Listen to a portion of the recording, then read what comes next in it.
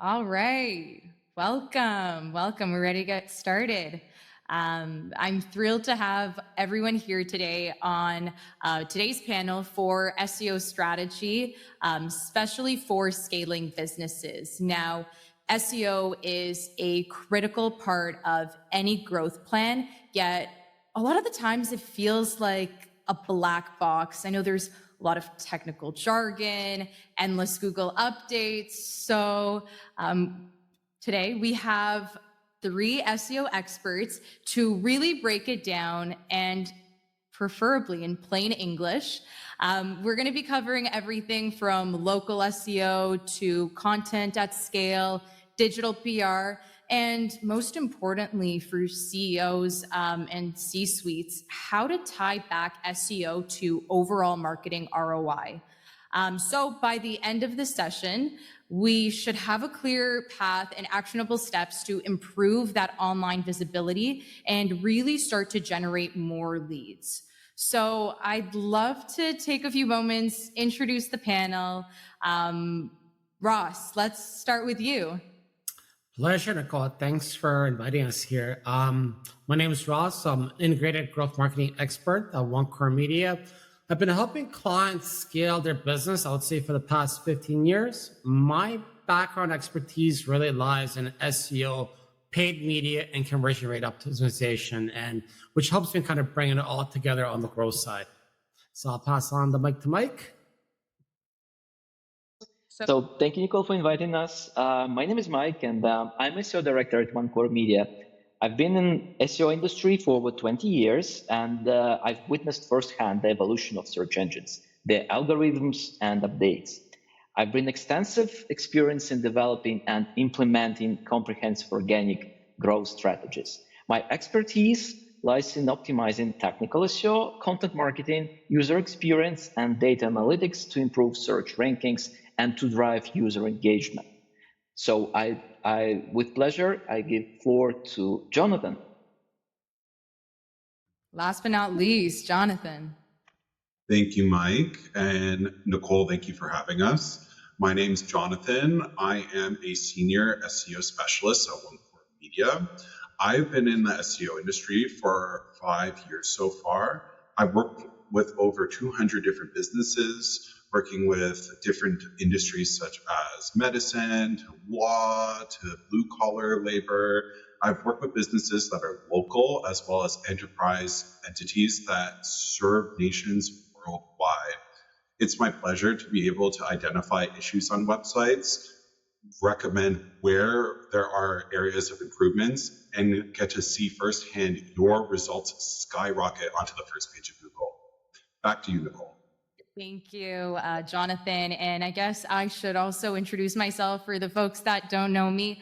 My name's Nicole. I've been working at onecoremedia for about 7 years, a little over 7 years. And I'm the Director of Business Development and Growth Strategy. So really looking forward to dive into all things SEO today and, tie it all back to how it facilitates growth. Now, Ross, seeing as though you're on more of that integrated marketing, in that integrated marketing role, I'd be really curious to get your take on why CEOs should care about SEO when it comes to their overall marketing, especially when they already get leads from referrals. There's certain businesses that rely strictly on referrals or other channels. So how does SEO come into the mix and why is that important? Oh, great question right there, Nicole. I hear this all the time in the past few years. Actually, I'll tell you a quick little story. I was actually just speaking to a business owner. He's in a home service company, renovation basically, and he's been around for, let's say, 20 years. I remember a few years back, he told me, Ross, I don't need SEO. My business runs on referrals. And I'm like, I hear you. I get it. Referrals are great because, they come from a trusted source. But here's the problem. What happens when those referrals dry up, basically? What happens when, your biggest client moves on or there's a new competitor in town, basically targeting aggressively your online marketing? I see this happening all the time, actually. And that's exactly what actually happened to him. When this happened and his business started to go down, he was forced to start spending around $30,000 per month on paid media to make up on the gap that's been lost there. And the cost per lead just kept on rising and rising year over year for him. His biggest mistake was that he had no long-term strategy to generate inbound leads. A few months back, we stepped in and helped him build an organic lead engine that reduced the dependency on paid media, I believe, is by 40%, and increases organic leads by about 60% in just 12 months. I would say the big takeaways for business owners and CEOs nowadays, there's a big digital shift happening. Buyers have changed, and 81% of their research say that people really spend a lot of time conducting research, thorough research online before making a decision and choosing the right partner for them. The rising costs in paid media we've seen skyrocket in the past few years. There's more competition. There's the costs are going up pretty much every single year. So you can't just be dependent on one source nowadays. Building online equity is really key. And SEO isn't expensive. It's really a digital asset, as I like to tell my clients. Unlike paid ads, which, pretty much as soon as you stop running them, you turn them off, everything's gone. SEO builds equity month over month, compounding your results over time. So hope that kind of answers your question, Nicole. Yeah, no, for sure. It sounds like, other channels, you have to diversify, right? You can't Absolutely. just be dependent on one channel. And, as the old adage goes, can't, keep all your eggs in one basket. So that makes a lot of sense. And I really appreciate that perspective. Now, I know, Mike, I'd love to get your thoughts on this next piece. I know that a lot of CEOs assume SEO and content marketing are the same thing, but they play very different roles. Can you help break down what SEO really consists of and why it matters beyond just content? That's the great question, Nicole. And I would say that this is one of the biggest misconceptions I see. Content is crucial. No one denies that. But SEO is the system that ensures that your business is found when potential customers are actually searching. Think of content like a billboard, for example. You can create the best message, but if it is placed in the middle of nowhere, so no one will see it. SEO is what makes that billboard stand out in one of the busiest, let's say, highways, where the right people will actually start looking for that and they will interact. So without SEO, even the best content won't get in front of the right audience. It's made up of at least 6 key components that all work together to drive visibility and results. The first one is technical SEO. It's making sure that your website loads fast, it is mobile friendly, and structured properly. If Google can't read your website, nothing else matters. On-page SEO is also important. Optimizing the pages for the right keywords, meta tags, user experience to ensure they rank. Content strategy. It is creating search-driven, high-quality content that speaks to the consumer intent. Off-page SEO, building trust through backlinks, online mentions, and strong reputation. Then it comes local SEO, optimizing for location-based searches, ensuring you show up in Google business profile and local directories. And the last but not least, analytics and optimization. SEO is not just one and done effort. It's tracking performance day after day, like month over month, and adapting to the search trends is a key to success. So why this matters to CEOs? SEO isn't just content. It's a long-term revenue driver. Should never forget about that. Yeah. You're not just showing up when customers are searching. And if you don't, your competitors are just getting ahead of you. You mentioned local SEO, and Jonathan, we haven't heard from you in a little bit. I know that we have, some mid-market companies, and they assume that SEO is about ranking nationally. But for businesses that serve specific cities or regions, I know that local SEO can be game changer. Now, Jonathan, my question to you is, how can companies make sure that they're the first choice when potential customers search for their services locally? I mean, I'm sure that we all, whenever we're in need of a service, pull up our phone. First thing we do is service near me. I'd be curious from your perspective, Jonathan, getting a little bit more into the weeds of things, how companies can help make sure that they're coming on top.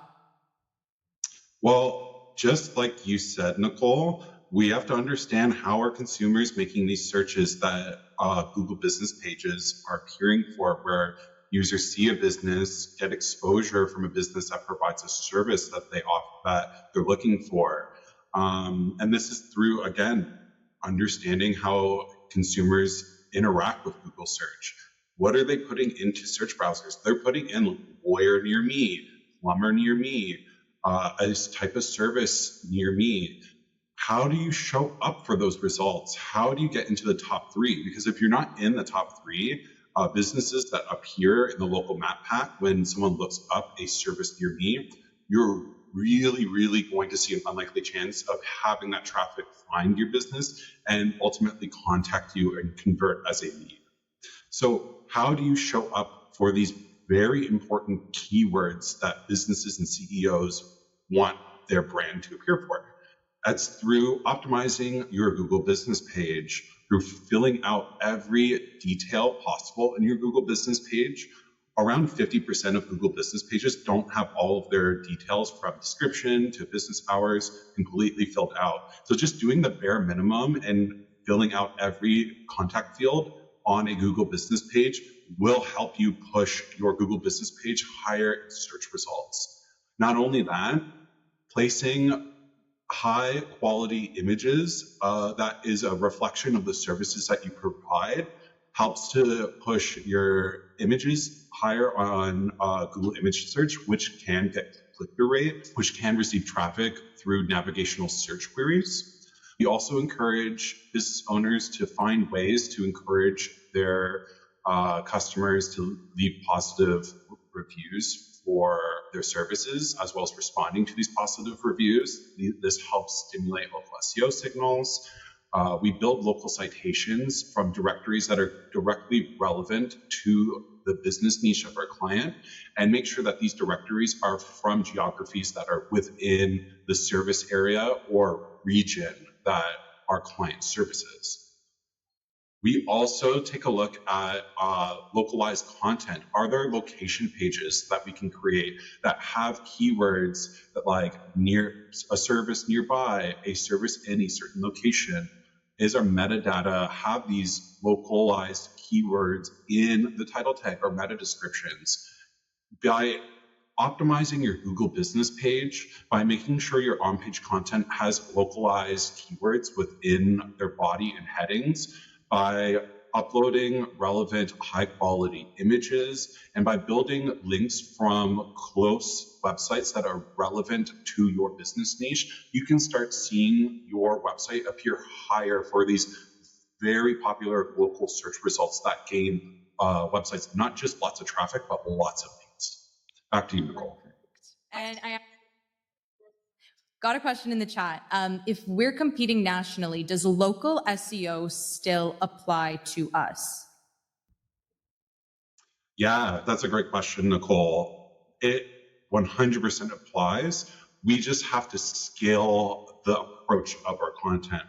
Instead of building links from citations in municipalities, why don't we extend this to provincial or state, regional directories?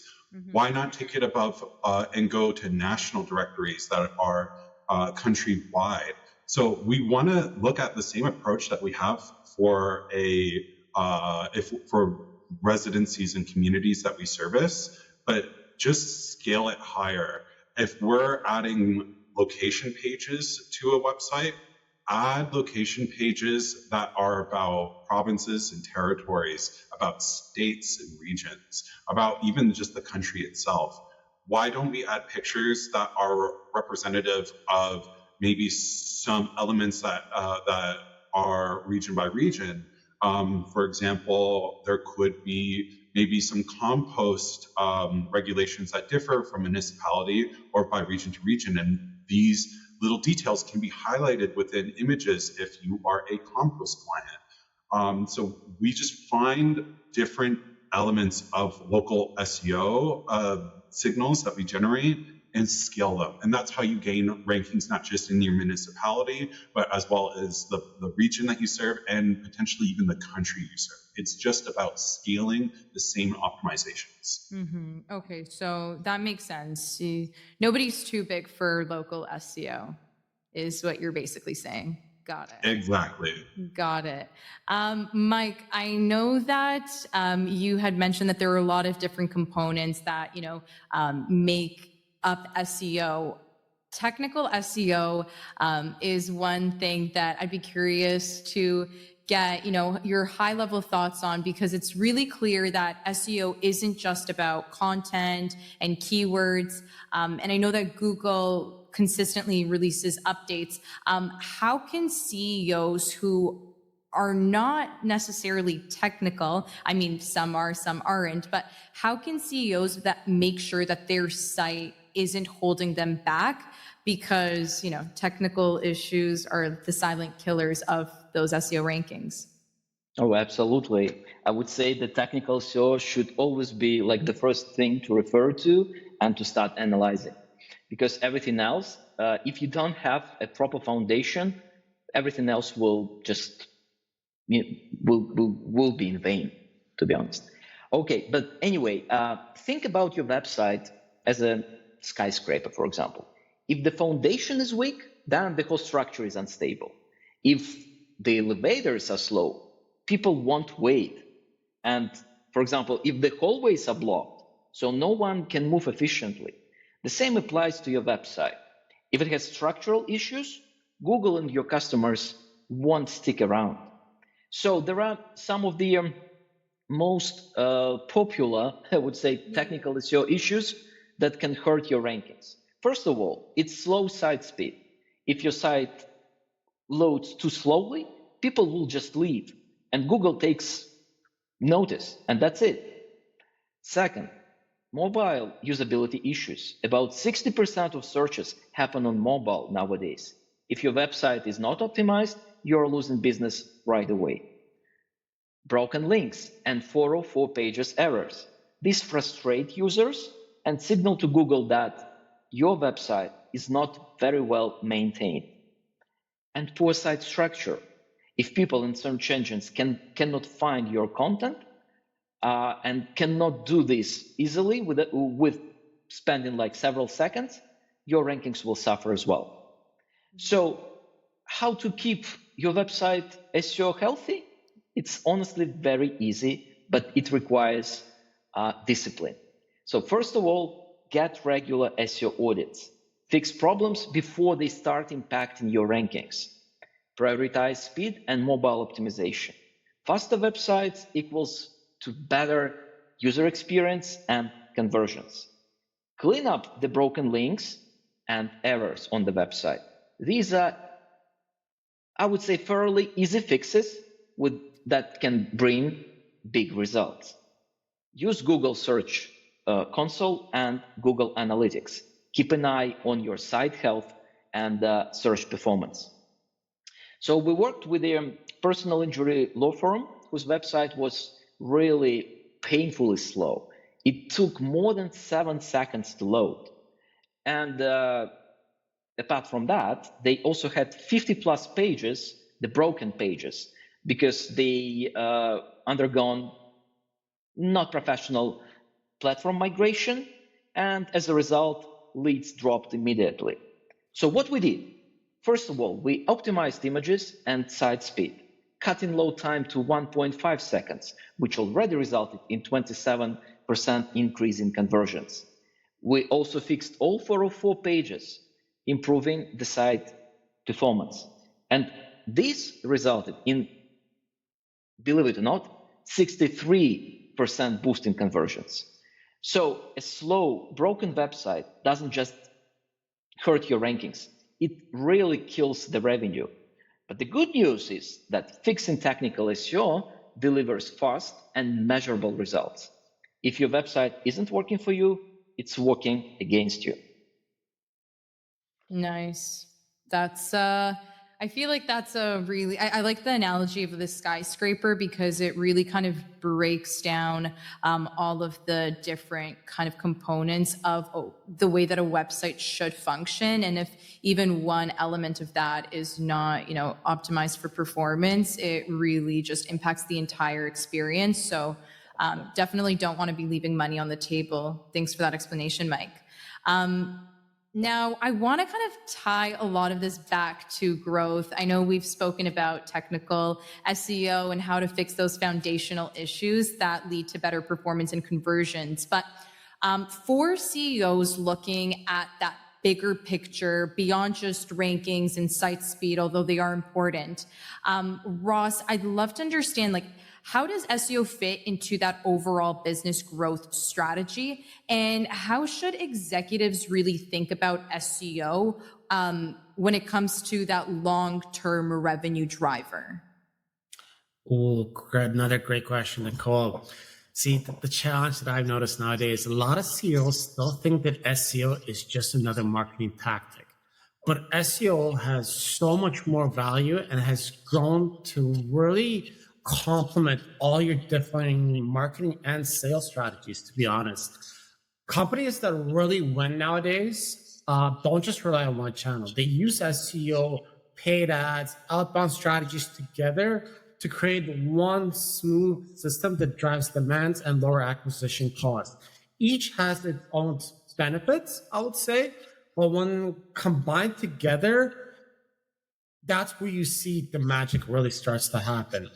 For example, SEO and paid ads, right? When they work together, you get a stronger organic presence. The better your ads perform through data sharing, right? You learn so much. You get so much conversion data from, for example, paid ads that can be passed on to your SEO strategy, which helps you really create a bigger, online, stronger presence, right?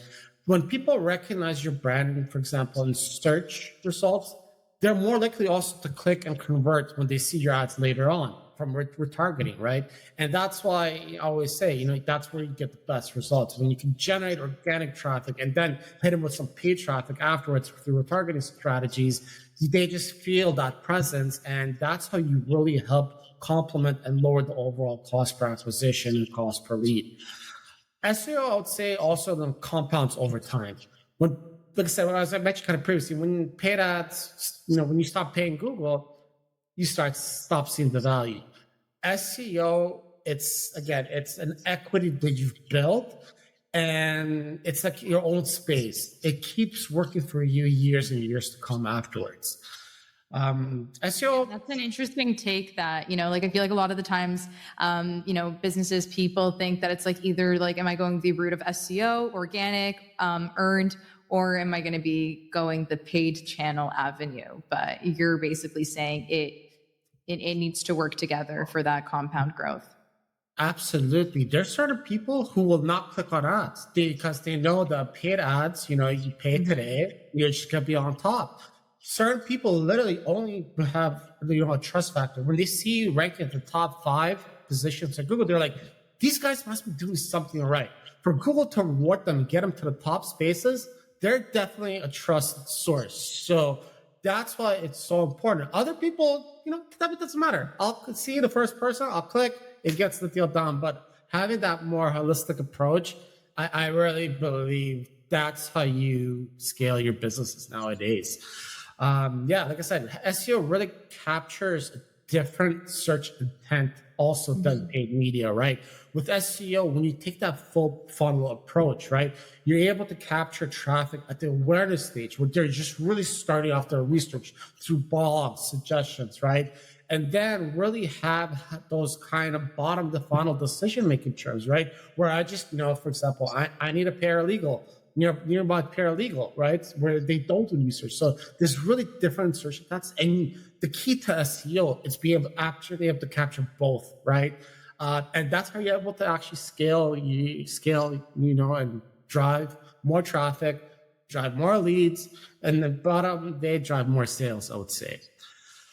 At the same time, when I see SEO presence, it really does complement all your channels, right? It complements your social organic channel because you're being able to find. It complements your paid media channels. It complements your email nurturing sequences, right? Your outbound sales are easier. A lot of times when I get an email, the first thing I do, okay, who's this? I type in the company name. And if I don't recognize the brand or see them right away, that email's going into the trash.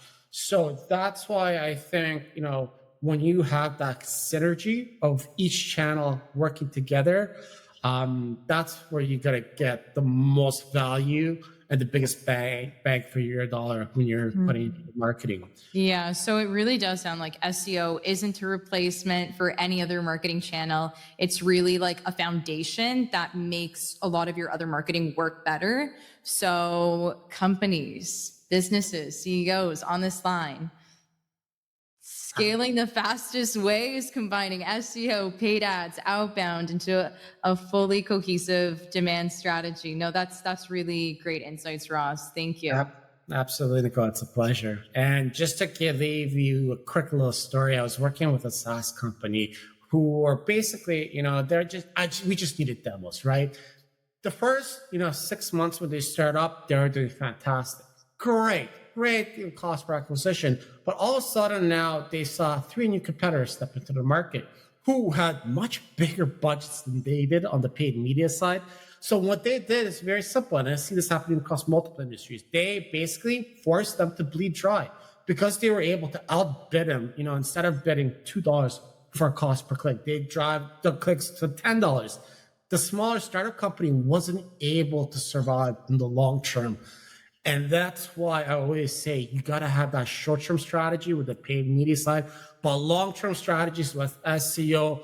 This is so critical and it's so undervalued nowadays. So if you're a business owner or a CEO, really think about those long-term strategy approaches. I can't stress this more. No, I love this conversation because it's so relevant to what we're seeing in the market. We actually just got a great question in the chat from a CEO. How can we scale content for SEO without overwhelming our team? That's actually a really great question and something that we get asked all the time because you need to produce and create enough high quality content to drive that organic growth, but you can't stretch your resources thin, especially when they're internal resources.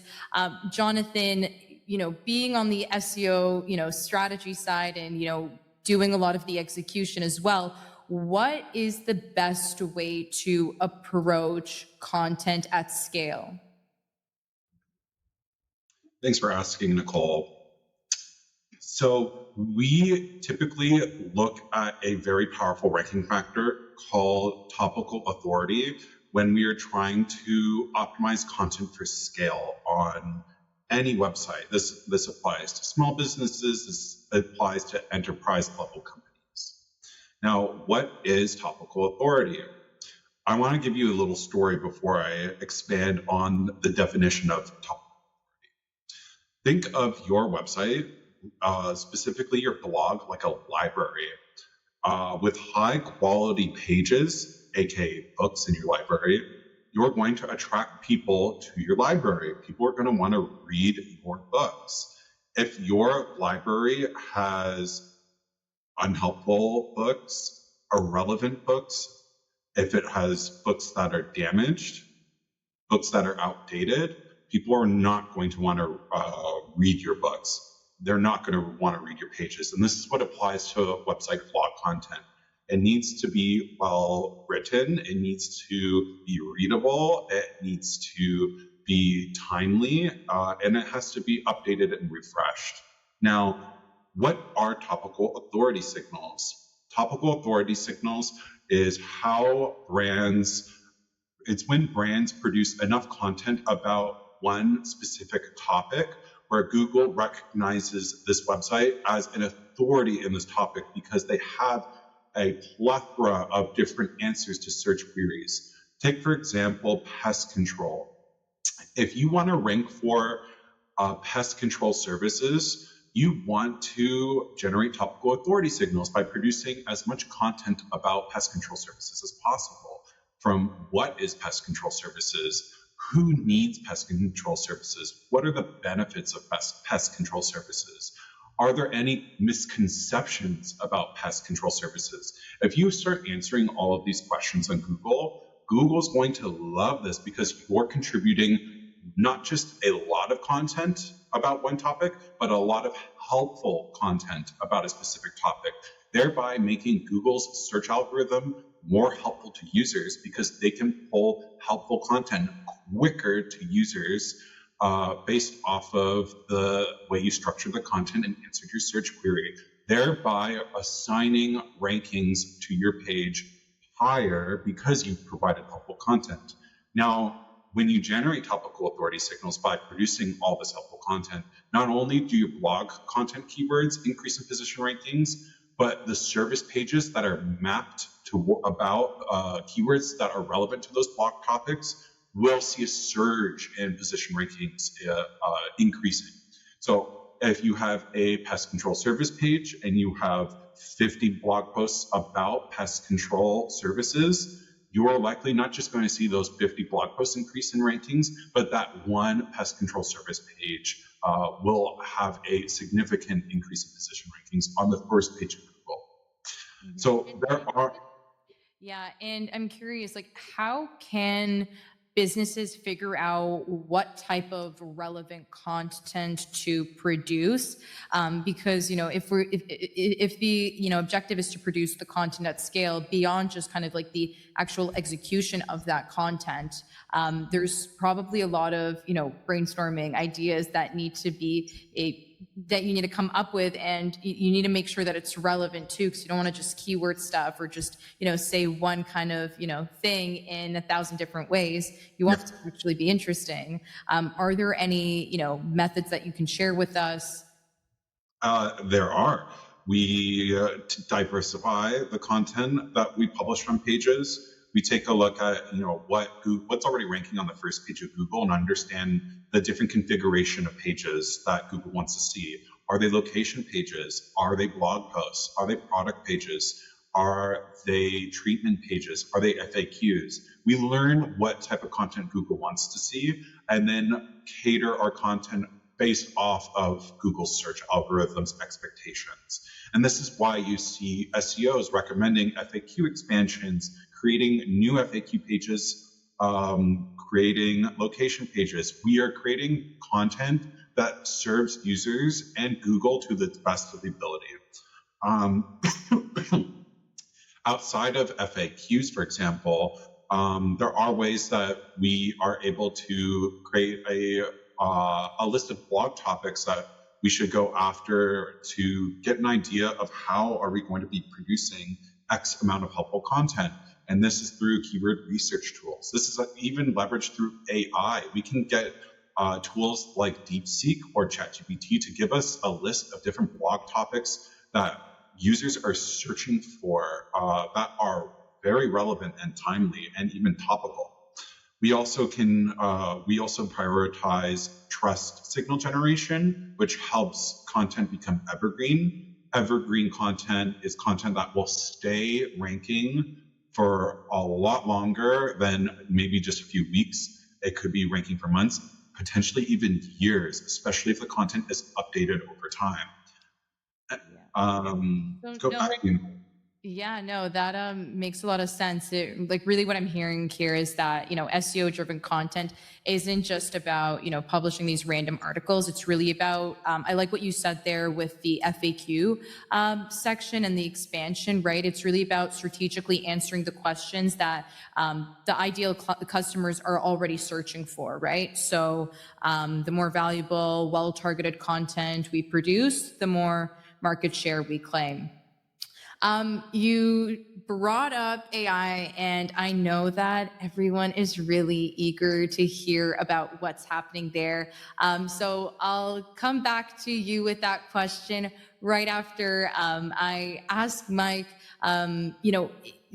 digital PR. I know that's really big, and we're hearing more and more businesses ask about, how can they incorporate digital PR into their strategy. And, sometimes there is this kind of conception that PR is its own, standalone service, but, actually, we've spoken so many times, it actually is a really big component of supporting SEO and building that, authority. So I'm curious to hear from you, Mike. How can CEOs or businesses build that authority online without resorting to those spammy link building tactics that you and I, and I'm sure everyone on this team sees a lot of? And how can we break this down into why backlinks matter and what that right way of earning them should be? It's a great question, Nicole, and I will tell you that over my almost 2 decade career, I've seen it here and there that sometimes links work, sometimes they don't. There is one thing that you should keep in mind. You should always keep in mind. You should be producing the content that is not loved by Google, but really loved by your audience, because it is your audience that decides whether the content is worth sharing and recommending. However, if you just publish something without, let's say, distribution in mind, and without supporting this kind of content with recommendations, you probably won't get the results that you want. And just think about the backlinks as recommendations in business. If a highly respected industry leader vouches for you, people trust you more. Mm-hmm. And vice versa. If a bunch of unknown and shady sources recommend you, it does more harm than good, right? Because Google does not understand whether your content actually earns these recommendations or you are trying to game the system. Mm-hmm. So Google sees the backlinks the same way. Links from credible and authoritative websites strengthen your online presence. At the same time, low quality links can easily hurt your rankings, if not right now, but in the near future, with another Google update that happens almost like every 2 or 3 months.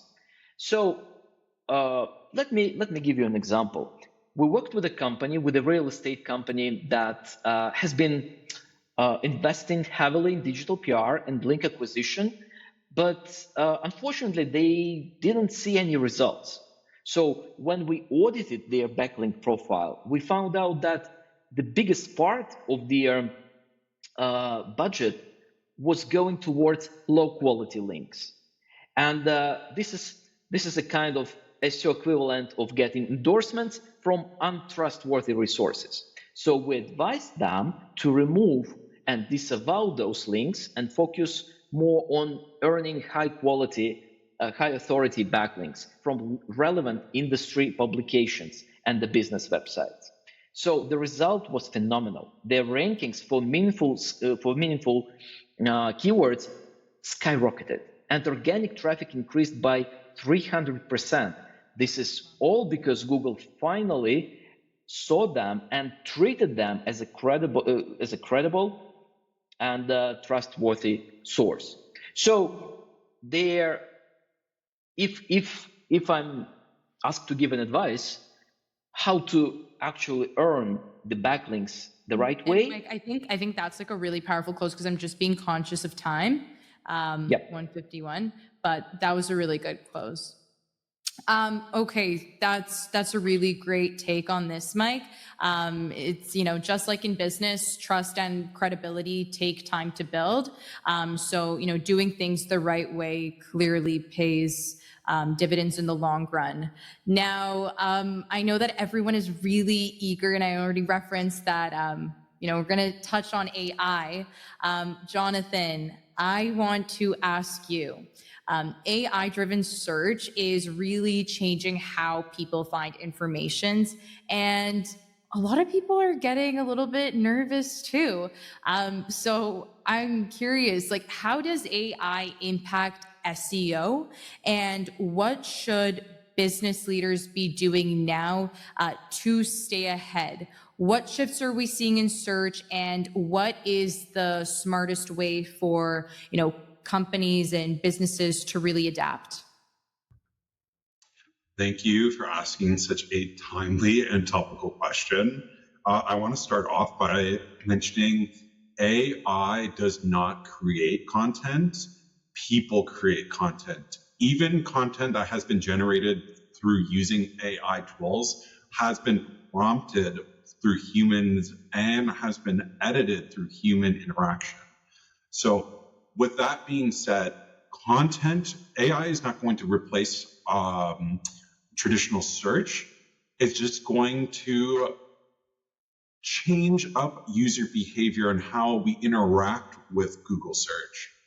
So we still need to optimize content through best practices on Google search for ChatGPT, for DeepSeek, for AI tools, for generative search, to be able to pick up and recommend websites for users who have problems that require solutions through product or service-based businesses. We're seeing that AI needs these sources to pull from, and that they won't create anything themselves, i.e. AI will not create content.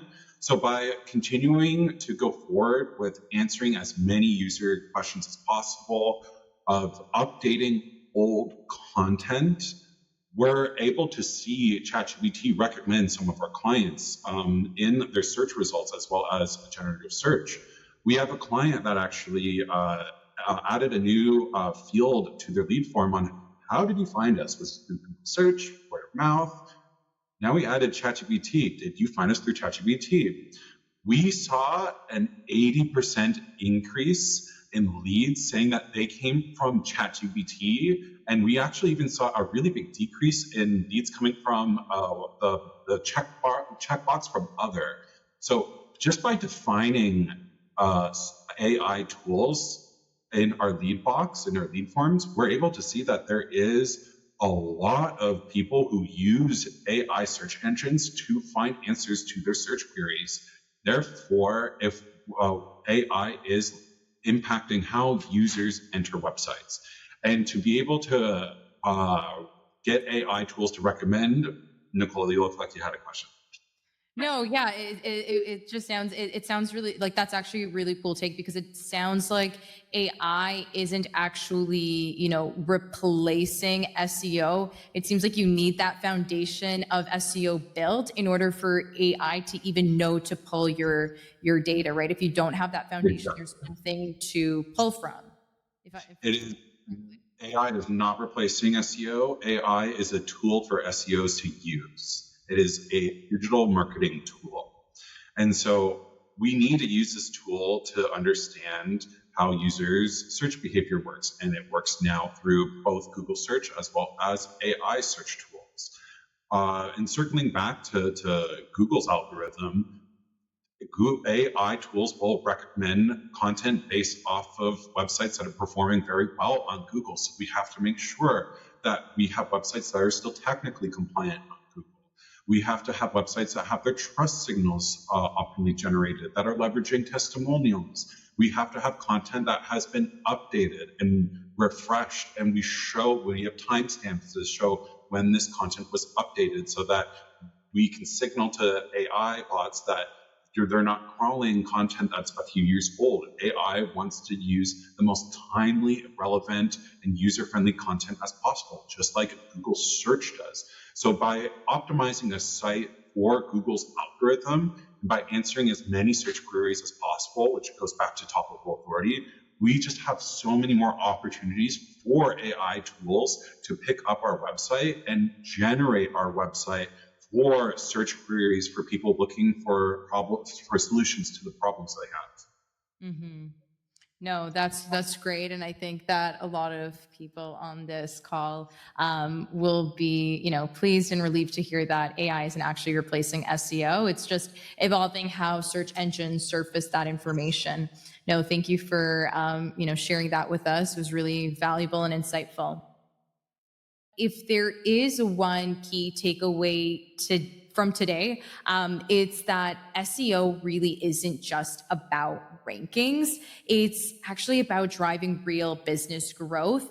And, the companies that win aren't just showing up in search results, they're actually owning demand, building that trust, and knowing how to turn that organic traffic into a consistent revenue stream. And like any smart growth strategy, SEO really does take that right plan and the time to build it up. Thank you to this amazing panel for sharing your insights and everyone who was able to join today. I'm happy we were able to cover some questions that were asked in the chat. Anyways, looking forward to seeing how everyone applies this.